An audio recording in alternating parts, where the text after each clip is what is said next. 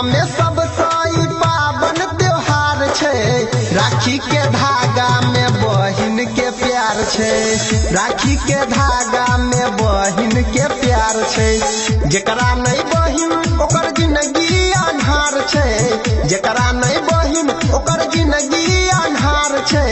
राखी के धागा में बहिन के प्यार छे।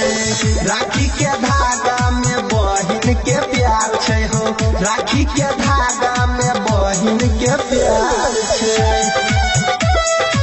निर्माता कृष्णा यादव नंतर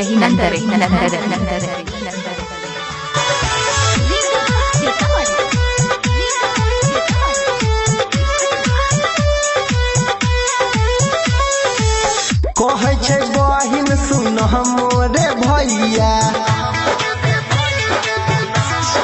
हाँ हाँ कहे छे बहिन सुन मोरे भैया।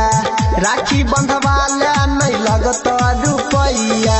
खुशी तू रह सलामत रह। खुश तू रह सलामत रह। भैया बहिन देख करत पुकार छै हो। राखी के धागा में बहिन के प्यार छै हो।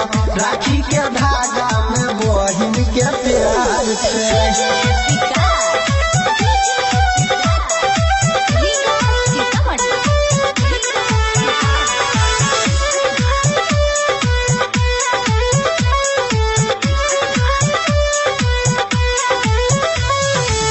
राखी बचाबै छै सब मुश्किल से। हाँ हाँ राखी बचाबै छै सब मुश्किल से। कहे छै सनी देख गायक अनिल से।